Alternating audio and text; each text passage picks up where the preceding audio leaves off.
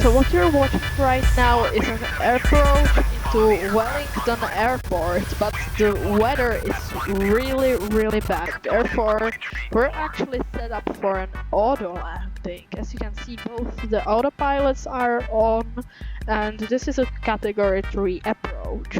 So auto landing, that is the topic of today's video. As you can see, we are set up for auto land here at the Wellington Airport, as what I was saying. And we're gonna also actually rate this landing, and I have also started a replay to see if auto landings are really as bad as people say, and this is not gonna be a good land, because usually that's one of the reasons for hard landing. So now let me just fast forward a bit. Alright, we're now only 500 feet above the ground, and as you can see, it is still raining and we can't see anything. That's the reason why we're actually doing this in the first place. Alright, as you can see, the runway's coming up. We're a really stabilized approach this is. So now let's see how this landing's gonna go.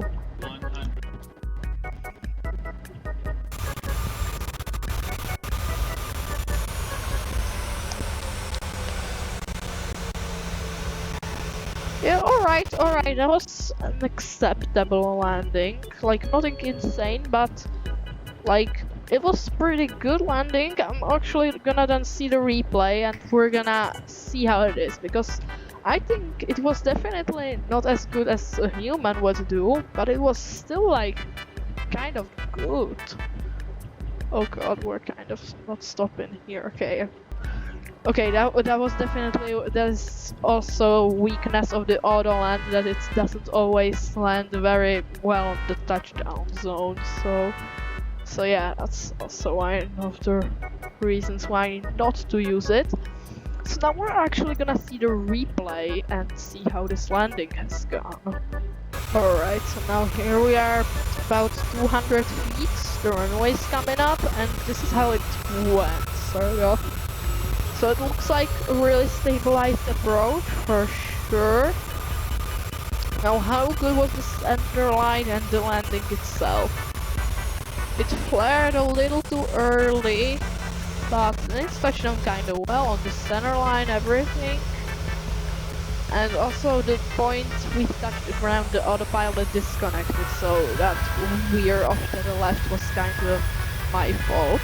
But otherwise, quite a good landing. You see it was minus 211 feet, 1G. That is kind of good actually. I'm mainly surprised by the 1G, because that's not really usual. Usually you have more G's than that, so yeah. Alright, so now this is the completely same landing, but with the A320. This is the A320 fly-by-wire, not the actual inbuilt ones, because that one kind of doesn't work. We're gonna then try that one as well, but usually I had some issues with the auto land system on that one.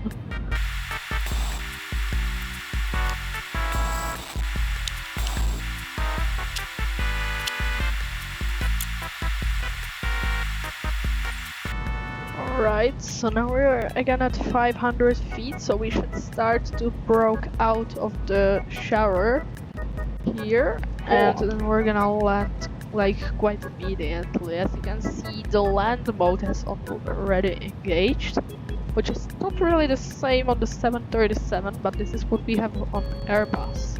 Also, the radios are really different from the 737 ones. Now this approach seems even more stabilized than the 737 one, so we're gonna see the landing now. Alright, calm down. And okay, that's actually looked a lot better than the 737 landing. But it was actually quite a lot worse. We didn't have 1G, how we had it on the 737. and we had a few feet per minute more, so even though it looked kind of smooth, I really think it did. It was not as good, but what was definitely a lot better was the stopping performance. That one was really weird on the 737.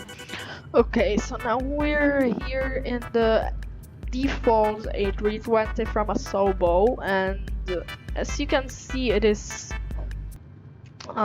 quite a lot different from the fly-by-wire one. At first, the camera angle totally sucks, that's why I don't use it.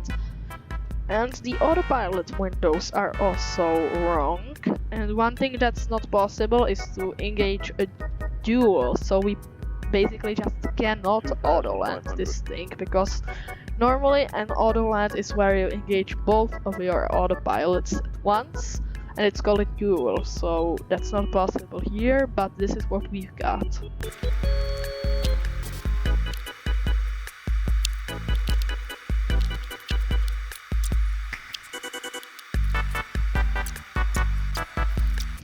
Alright, so here we are approaching, and as you can see, we're really off the center line.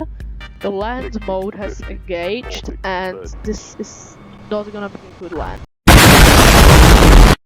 Like at all. This was the worst so far. And we've been skidded off the runway. That's